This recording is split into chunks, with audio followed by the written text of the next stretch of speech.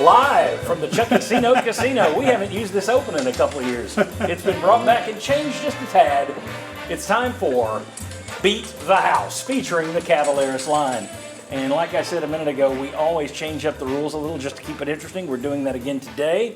And the way we're going to do it is Chuck's going to give us a line for the Tennessee game. His job is to try and split our group. So it's not about matching what Vegas is going to say or what DraftKings is already saying. He's trying to split this group. That's how you grade him. If we all go in different directions, he's done a good job. If we don't, failure. It's a tough ask. I want to make that clear. What I'm asking him to do is tough, to split this group of cynics. So we each will bet against his spread, and we got $500 mythical dollars to wager. But in what I call the Daniel Hood rule, no one can wager more than half their money until October. I got to keep all of you in it at least until October, so nobody can go all in. All right. So let's go ahead and start. Chuck, setting the line for Tennessee versus NC State Saturday night in Charlotte. Yeah, see, John, to me, that's like you come up with a location, a supposedly neutral site game. Will that favor the Vols, or does it favor NC State playing in their home state? I still lean towards Tennessee. Boy, I wish this game was in Neyland Stadium, but it's not. And it's the Mayo Bowl or whatever during the regular season. The Duke's Mayo Classic. Yeah, Mayo Classic. So I hope the winning coach doesn't get drenched in mayonnaise like they do in the real bowl game. With this, I'm looking you'll find the Vegas line 5.5, 6.5. I think it's going to go up. I've got Tennessee minus 9.5. Oh, I hear groans and exhales over here. That's going to be a tough one for everybody to go with. That's excellent, Chuck. Well, thank you, John. Nice job. All right. And we'll let you wheel your board out of the way and join the rest of the crew over there at the side table. 9.5 is his line. We'll just kind of go around here and start this way and finish up over there. Jimmy, congratulations. You get to go first. Tennessee by 9.5. I'll take Tennessee and put 100. All right. UT, $100 for Jimmy Himes. Josh Ward.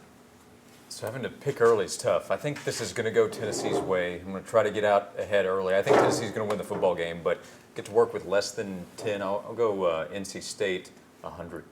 Okay. Whoa. NCSU, Josh with $100. I'm taking UT, and I'll go 100. Marlon. I'm going to go Tennessee. Give me 150. Okay. UT minus one, or with 150 for Marlon. All right, Bob Hodge.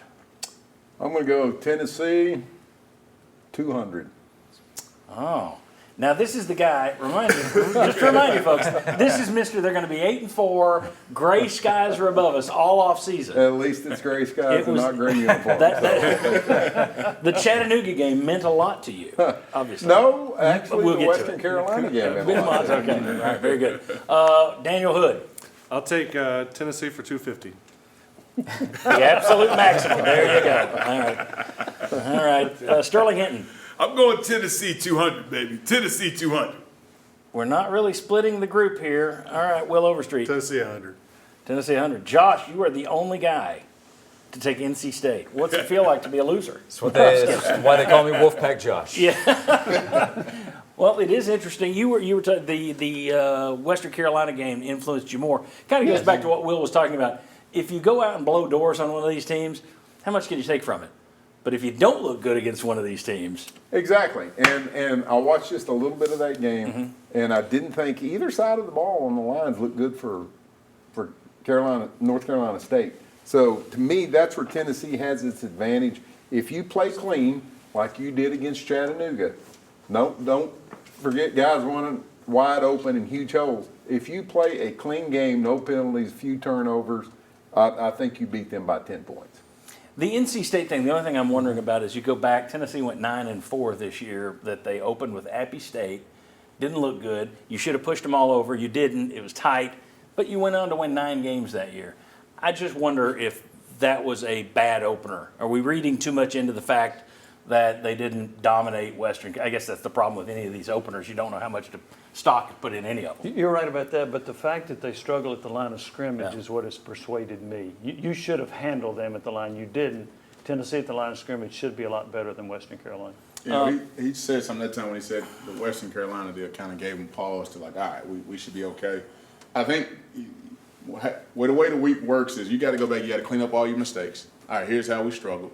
But then also you got to prepare for Tennessee's offense and Nico and what they look like on Saturday. That's the reason why I say that 9.5, it's a push, but at the same time, it's like they got a lot they got to clean up and got to prepare for before that next week. Well, let me ask you this, just very quickly, just give me the number.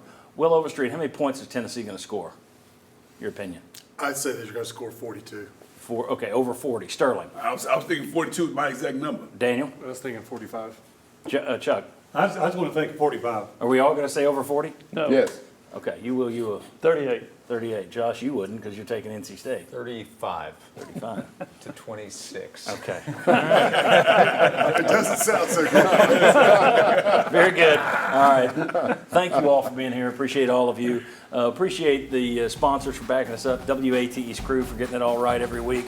Also want to invite you to watch the Saturday kickoff next Saturday at 11 right here on Channel 6. Ignore your grid guides. Watch it.